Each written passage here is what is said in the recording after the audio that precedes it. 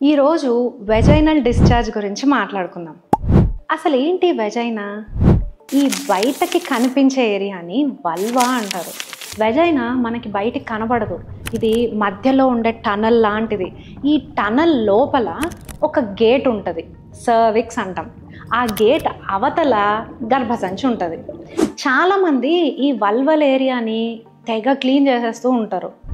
మన వెజైనాలో న్యాచురల్గా acidic pH ఉంటుంది. లాక్టోబాసిల్లస్ అనే బ్యాక్టీరియా దేవుడు వెజైనాకి ఇచ్చిన మిలిటరీ ఆర్మీ. ఇది బ్యాడ్ బ్యాక్టీరియాని లోపలికి రానివ్వకుండా చూస్తుంది. దేవుడి సృష్టి మీద సందేహాలు వద్దండి, దీన్ని ఎప్పుడు కూడా స్టెరైల్గా పెట్టుకోవాలని దాన్ని తయారు చేయలేదు. ఈ న్యాచురల్ బ్యాక్టీరియా ఉంటేనే దానికి safety. Good guys keep the bad guys away. And వెజైనాని ఒక సెల్ఫ్ క్లీనింగ్ ఆర్గన్ లాగా తయారు చేశాడు.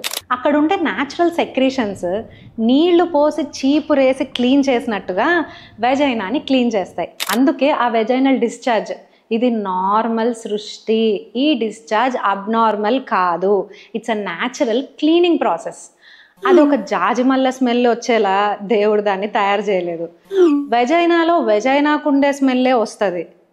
నేను ఎందుకు ఇలా అంటున్నానంటే, పూలవనం లాంటి స్మెల్ కోసం మా వెజైనల్ వాష్ వాడండి, తెల్లగా మెరిసిపోవాలంటే మా క్రీమ్ వాడండి అని మీ ఇన్సెక్యూరిటీస్ మీద కొన్ని కోట్ల రూపాయల బిజినెస్లు చేస్తున్నారు. ఆ మాయలో పడద్దు. వాడు హ్యాపీనే, మీకేమవుతుందో చెప్తా. మీ న్యాచురల్ డిఫెన్స్ మెకానిజం మొత్తం పోయి లేనిపోని ఇన్ఫెక్షన్స్, తెల్లగా అవ్వడం దేవుడెరుగు.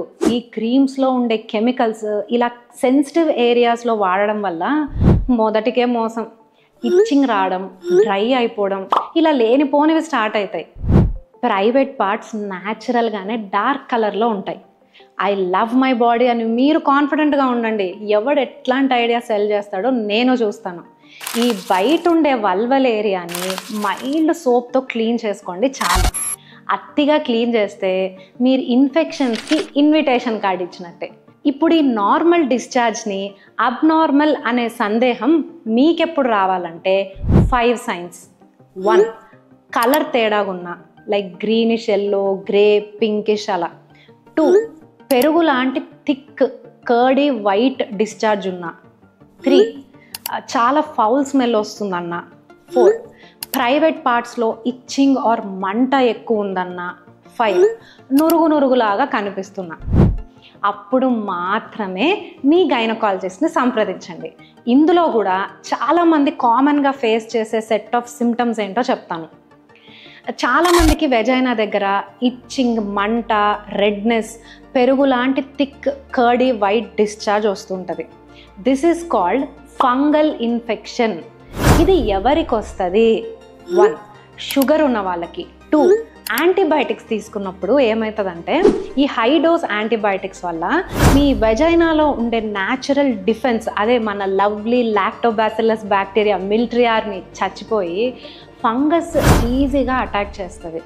3, harsh soaps or chemicals or intimate వాషెస్తో ఎక్కువగా క్లీన్ చేసినప్పుడు వెజైనాలో ఉండే న్యాచురల్ అసిడిక్ pH పోయి ఫంగస్ ఈజీగా గ్రో అవుతుంది. 4, ప్రైవేట్ పార్ట్స్ ఎప్పుడు తడిగా ఉన్నా.